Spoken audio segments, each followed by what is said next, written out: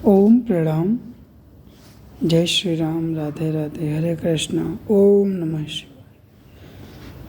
आज आप सभी लोगों को श्रावण मास की बहुत बहुत शुभकामनाएं।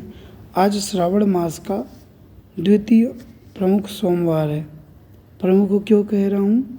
क्योंकि इसमें दो तिथियाँ, प्रमुख तिथियाँ एक हो रही हैं।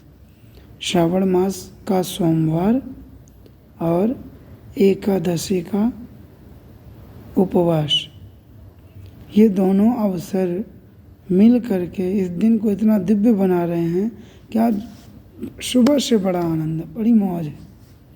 भगवान के मंदिर पर भगवान के भक्तों का तांता लगा हुआ है।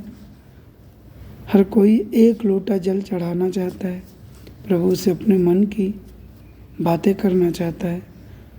कोई अपने मन की बता दे रहा है, कोई भगवान की इच्छा में अपनी इच्छा समाहित कर दे रहा है, जिसे निष्काम भाव की इच्छा कहते हैं। और इस इच्छा को प्रभु बहुत श्रेष्ठ मानते हैं। यह दिखावे से संभव नहीं है, इसके लिए प्रयत्न करना पड़ता है।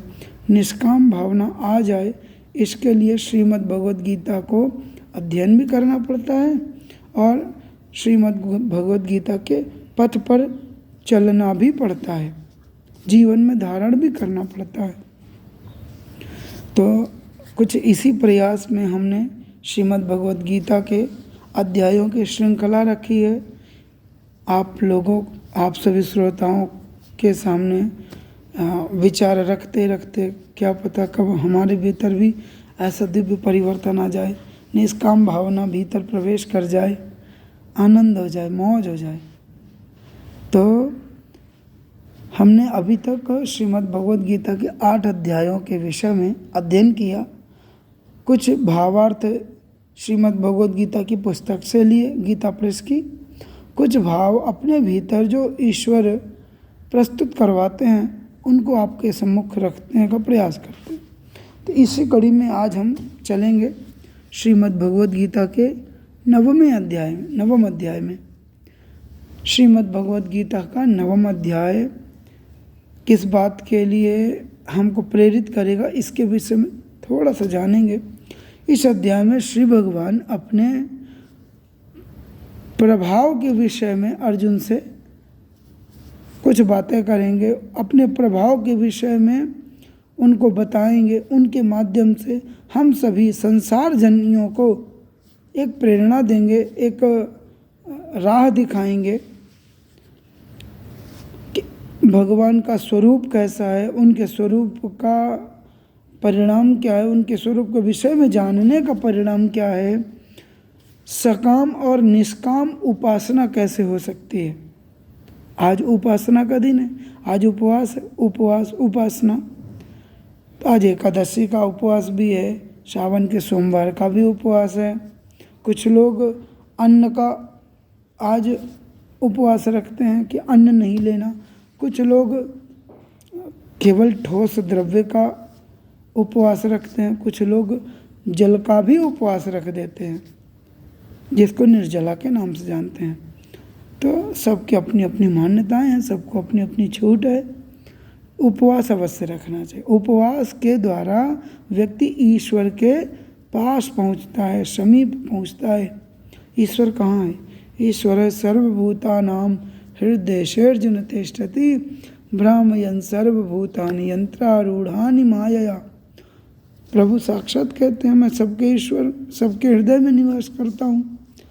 व्यक्ति पता नहीं किसके बहकावे में आकर के यंत्र की तरह दर दर भटकता फिरता है।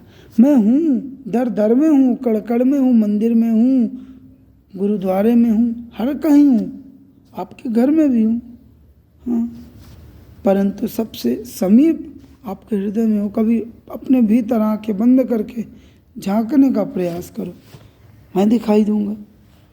ऐसे प्रभु कहते हैं नवम अध्याय में कि सकाम और निष्काम उपासना का फल क्या है।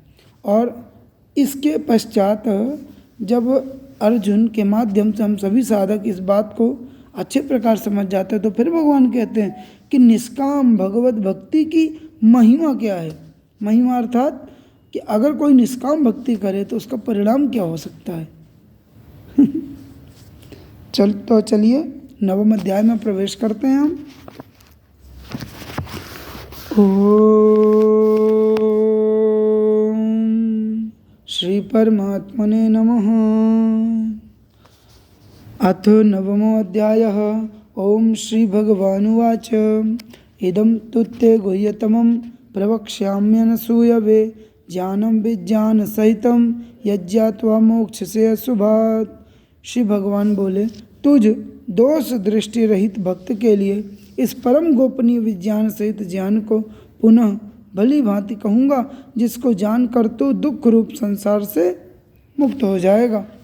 संसार को दुख का स्वरूप बताया है, दुख का सागर बताया है, दुख का समुद्र बताया है प्रभु ने। इससे मुक्त होने का अब प्रभु मार्ग बताने जा रहे हैं, सुनिएगा। राजविद्या राजगुह्यम पवित्रम इदमुत्तमम प्रत्यक्षावगमम धर्म्यम सुसुखम कर्तुम अव्ययम। यह विज्ञान सहित ज्ञान सब विद्याओं का राजा है, सब गोपनीयों का राजा, अति पवित्र, अति उत्तम, प्रत्यक्ष फल देने वाला, धर्मयुक्त, साधन करने में बड़ा सुगम और अविनाशी है। प्रायः देखा जाता है कि जो कुछ हमारे कुछ शुभचिंतक लोग ऐसे मार्ग बताया करते हैं, होते तो फलकारी हैं, लेकिन उनकी राह बड़ी कठिन होती है।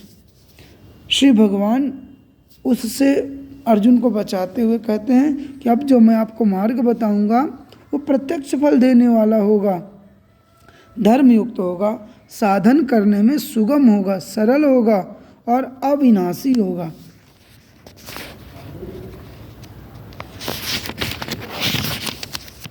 आश्रद्धानाः पुरुषा धर्मस्यास्य परंतप अप्राप्य माम निवर्तन्ते मृत्यु संसार वर्तमनि। हे परंतप, इस धर्म में श्रद्धा रहित पुरुष मुझको न प्राप्त होकर मृत्यु रूप संसार चक्र में भ्रमण करते रहते हैं।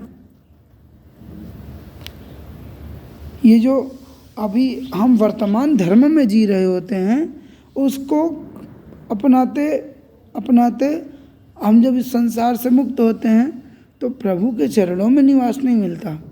कौन से धर्म का पालन करने पर?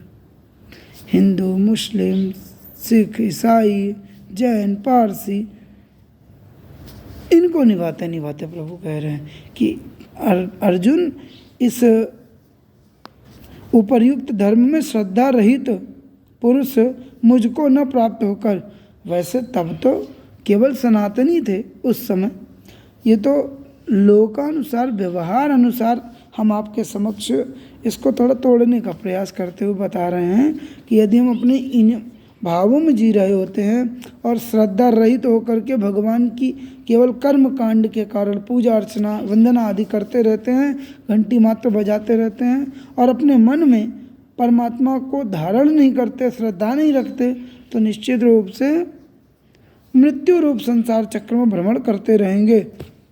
कब तक?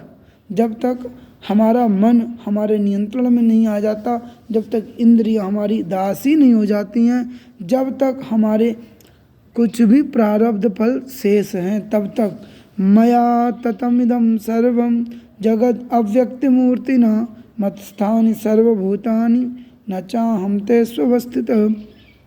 मुझ निराकार परमात्मा से यह सब जगत जल से बर्फ के सदृश परिपूर्ण है और सब भूत मेरे अंतर्गत संकल्प के आधार स्थित हैं, किंतु वास्तव में मैं उनमें स्थित नहीं हूँ। प्रभु कहते हैं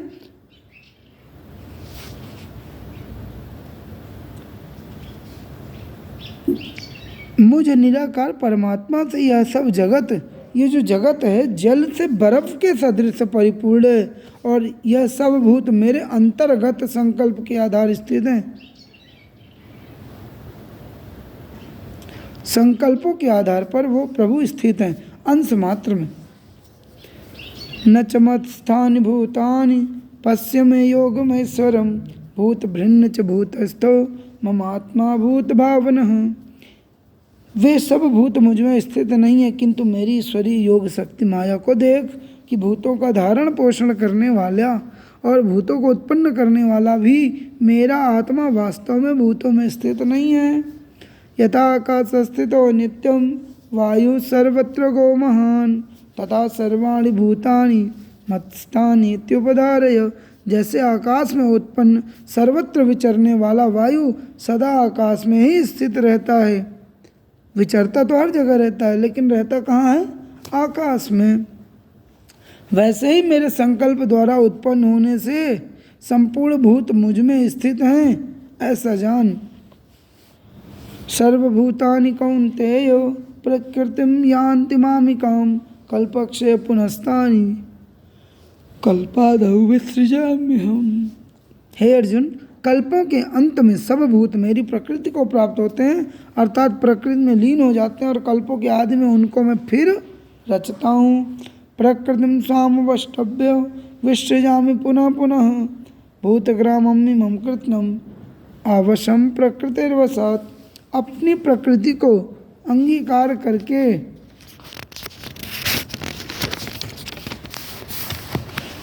स्वभाव के बल से परतंत्र हुए संपूर्ण भूत समुदाय को बार बार उनके कर्मों के अनुसार रचता हूँ। न च माम तानि कर्माणि निबध्नन्ति धनंजय उदासीनम असक्तम तेषु कर्मसु। हे अर्जुन, उन कर्मों में आसक्ति रहित और उदासीन के सदृश स्थित मुझ परमात्मा को वे कर्म नहीं बांधते। मया दक्षिण प्रकृति सूयते सचराचरम हेतुनानेन कौन्तेय जगद् विपरिवर्तते। अवजानन्ति मां मूढ़ा मानुषीं तनुमाश्रितं परं भावम् अजानन्तो मम भूतमहेश्वरं मोघासामोघ कर्माणो मोघज्ञानाविचेतसः राक्षसीमासुरीं चैव प्रकृतिं मोहिनीं श्रिताः। अवजानन्ति मां मूढ़ा मानुषीं तनुमाश्रितं परं भावम् अजानन्तो मम भूतमहेश्वरं मोघासामोघ कर्माणो मोघज्ञानाविचेतसः राक्षसीमासुरीं चैव प्रकृतिं मोहिनीं श्रिताः। वे व्यर्थ आशा, व्यर्थ कर्म और व्यर्थ ज्ञान वाले निश्चित विक्षिप्त चित्त अज्ञानी जन राक्षसी, आसुरी और मोहित प्रकृति को ही धारण किए रहते हैं। महात्मानस्तु मां पार्थ दैवीं प्रकृतिमाश्रिताः भजन्ते अनन्यमनसो यत्त्वा भूतादिमव्ययम्। महात्मानस्तु मां पार्थ दैवीं प्रकृतिमाश्रिताः भजन्ते अनन्यमनसो ज्ञात्वा भूतादिमव्ययम्। हे कुंती पुत्र, दैवी प्रकृति के आश्रित महात्मा जन मुझको सब भूतों का सनातन कारण और नाश रहित अक्षर स्वरूप जानकर अनन्य मन से युक्त होकर निरंतर भजते हैं। सततम कीर्तयन्तो माम यतन्तश्च दृढ़व्रताः नमस्यन्तश्च मां भक्त्या नित्ययोक्ता उपासते।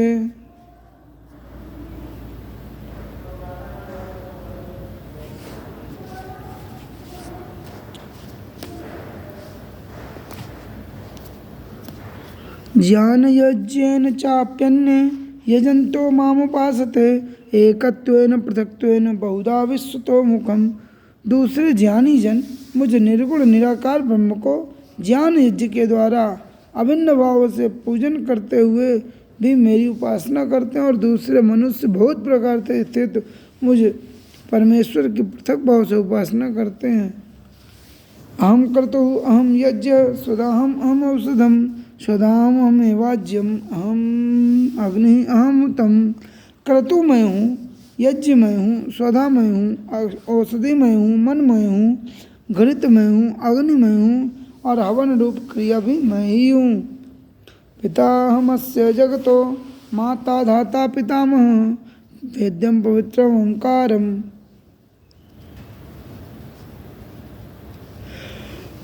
ऋक्साम यजुरेव च। इस संपूर्ण जगत का धाता अर्थात प्राण धारण करने वाला तथा कर्मों के फल को देखता माता पिता पितामह, कर्म जानने योग्य पवित्र ओंकार तथा ऋग्वेद, सामवेद और यजुर्वेद भी मैं ही हूँ। गतिर्भर्ता प्रभु साक्षी निवास शरणम सुहृत प्रभो प्रलयतानम स्थानम प्रभो प्रलयतानम निधानम बीजमव्ययम।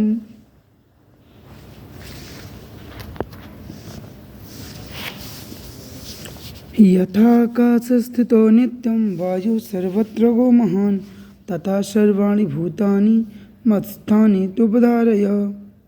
जैसे आकाश से उत्पन्न सर्वत्र विचरने वाला महान वायु सदा आकाश में रहता है, वैसे मेरे संकल्प द्वारा उत्पन्न होने से संपूर्ण भूत मुझ में स्थित हैं, ऐसा जान। सर्वभूतानि कौन्तेय प्रकृतिं यान्ति मामिकां कल्पक्षय पुनस्तानि कल्पादौ विसृजाम्यहम्।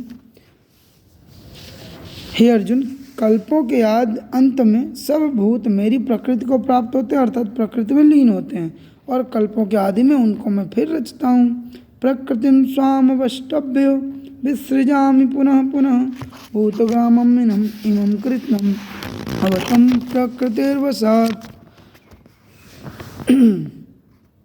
न च मां तानि कर्माणि निबध्नन्ति धनञ्जय उदासीनवदासीनम् असक्तं तेषु कर्मसु मयाध्यक्षेण प्रकृतिः सूयते सचराचरम् हेतुनानेन कौन्तेय जगद्विपरिवर्तते अवजानन्ति मां मूढा मानुषीं तनुमाश्रितं परम भावम् अजानन्तो मम भूतो महेश्वरम्। मेरे परम भाव को न जानने वाले मूढ़ लोग, परम भाव क्या है प्रभु का,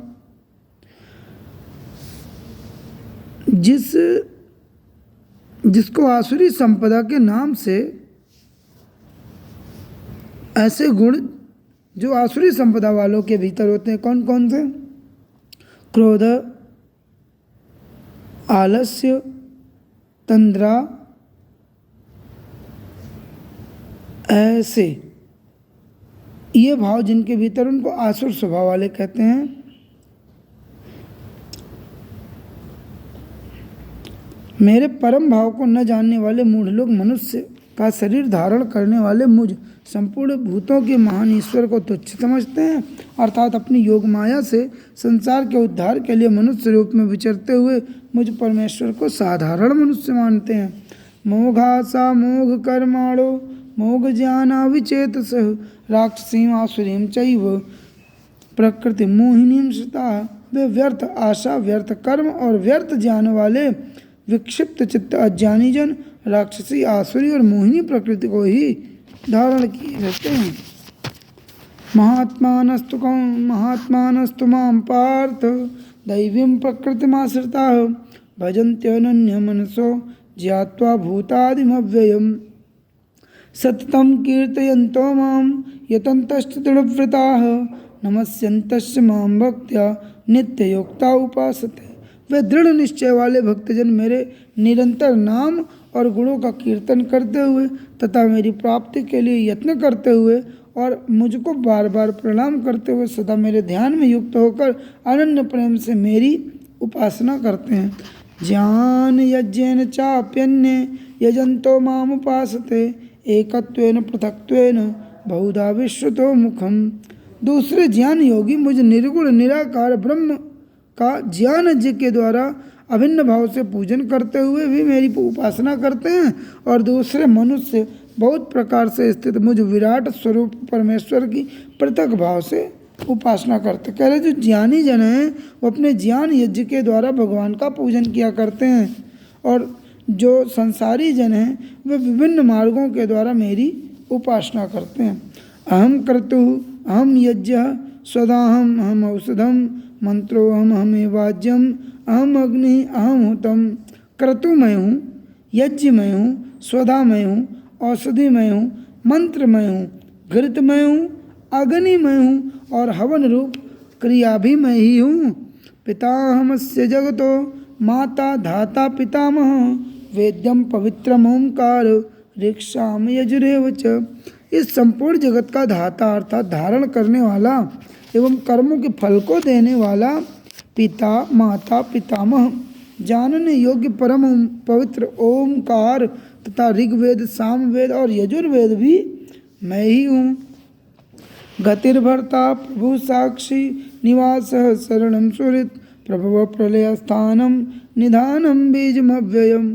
प्राप्त होने योग्य परम धाम, भरण पोषण करने वाला, सबका स्वामी, शुभाशुभ का देखने वाला, सबका वास स्थान, शरण लेने योग्य, प्रत्युपकार न चाहकर हित करने वाला, सबकी उत्पत्ति प्रलय का हेतु, स्थिति का आधार, निधान और अविनाशी कारण भी मैं ही हूँ। तपाम्यहम अहम वर्षम निगृह्णास्तुजानि च अमृतम चैव मृत्युश्च सदसच्चाहम अर्जुन। मैं ही सूर्य रूप से तपता हूँ, वर्षा का आकर्षण करता हूँ और उसे बरसाता हूँ। हे अर्जुन, मैं ही अमृत और मृत्यु हूँ और सत असत भी मैं ही हूँ। त्रैविद्या माम सोमपाह पूत पापा यज्ञैरिष्ट्वा स्वर्गतिं प्रार्थयन्ते ते पुण्यमासाद्य सुरेन्द्रलोकं मश्नुन्ते दिव्यान् दिवि देव भोगान्। ते तं भुक्त्वा स्वर्गलोकं विशालं क्षीणे पुण्ये मर्त्यलोकं विशान्ति। एवं त्रयी धर्ममनुप्रपन्ना गतागतं काम कामा लभन्ते। वे उस विशाल स्वर्ग लोक को भोगकर पूर्ण क्षीण होने पर मृत्यु लोक को प्राप्त होते हैं। इस प्रकार स्वर्ग के साधन रूप तीनों वेदों में कहे हुए सकाम कर्म का आश्रय लेने वाले और भोगों की कामना वाले पुरुष बार बार आवागमन को प्राप्त होते हैं। जो पुण्य के लिए कर्तव्य कर्म करते हैं और कर्तव्य कर्म करते करते संसार से विदा लेते हैं तो उनको स्वर्ग आदि लोकों की प्राप्ति होती है। तो स्वर्ग आदि लोकों की प्राप्ति होने पर जितने दिन पुण्य काम करते हैं, जितने दिन उनकी बैटरी चार्ज रहती है, उतने दिन वो वहाँ रहते हैं। बैटरी डाउन, पुनः धरती पर आते हैं, पुनः अपने मार्ग में लग जाओ मुक्ति के प्रयास में। तो इस बार जीव बहुत सावधान रहता है कि नहीं पुण्य और अपुण्य के चक्कर में नहीं पड़ना है, कर्तव्य कर्मों को करते हुए यहाँ से जाना है। अनन्याश्चिन्तयन्तो माम ये जनाः पर्युपासते तेषां नित्याभियुक्तानां योगक्षेमं वहाम्यहम्। जो अनन्य प्रेमी भक्तजन मुझ परमेश्वर को निरंतर चिंतन करते हुए निष्काम भाव से भजते हैं, उन नित्य निरंतर मेरा चिंतन करने वाले पुरुषों का योगक्षेम मैं स्वयं वहन करता हूँ। ये उसी प्रकार है, यदि कोई पुत्र पिता के सहारे बैठा है तो ये पिता का दायित्व है कि वो उसके भरण पोषण का, उसके योगक्षेम का वहन करता है। तो ये तो जगत के पिता हैं, ये क्यों नहीं करेंगे, अवश्य करेंगे।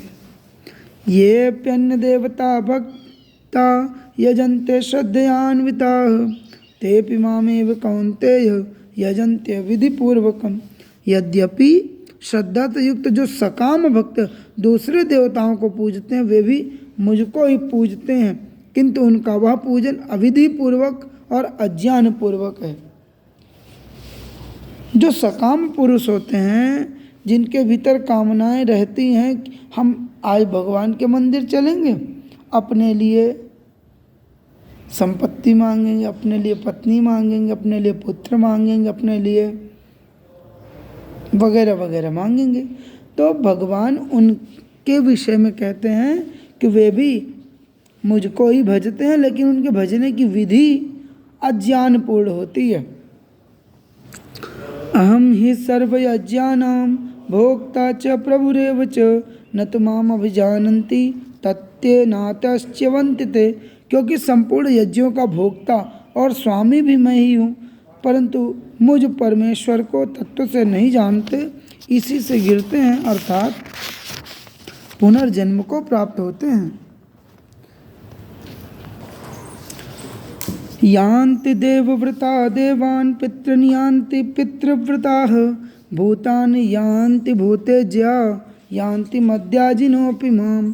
देवताओं को पूजने वाले देवताओं के लोकों को प्राप्त करते हैं, पितरों को पूजने वाले पितरों के लोकों को जाते हैं, भूतों को पूजने वाले भूतों की सृष्टि को प्राप्त होते हैं, और मेरा पूजन करने वाला भक्त मुझको ही प्राप्त होता है। इसलिए मेरे भक्तों का पुनर्जन्म नहीं होता। पत्रम पुष्पम फलम तोयम यो मम भक्त्या प्रयच्छति तद अहम भक्ति प्रयतम अश्नामि प्रयतात्मनः। जो कोई भक्त मेरे लिए प्रेम से पत्र, पुष्प, फल, जल आदि अर्पण करता है, उस शुद्ध बुद्धि निष्काम प्रेमी भक्त का प्रेम पूर्वक अर्पण किया वह पत्र, पुष्प आदि मैं सगुण रूप से प्रकट होकर प्रीति सहित खाता हूँ। यहाँ श्री भगवान अपने स्वरूप के विषय में बताते हुए कहते हैं कि जो व्यक्ति श्रद्धा के सहित पत्र पुष्प आदि देता है, निष्काम भावना होनी चाहिए। अगर आप निष्काम भावना ले करके पत्र पुष्प आदि समर्पित करेंगे तो मैं उन पत्र पुष्प फल आदि को सगुण रूप साकार रूप में आकर उस भक्त के सामने प्रेम पूर्वक ग्रहण करता हूँ। लेकिन उसके लिए शर्त क्या है? भक्त का निष्काम होना चाहिए। भक्त को निष्काम होना चाहिए। भक्त को निष्काम होने से क्या अर्थ है? कि उसके मन में अपने लिए कोई कामना ना हो, जगत कल्याण के लिए उसकी कामना होनी चाहिए।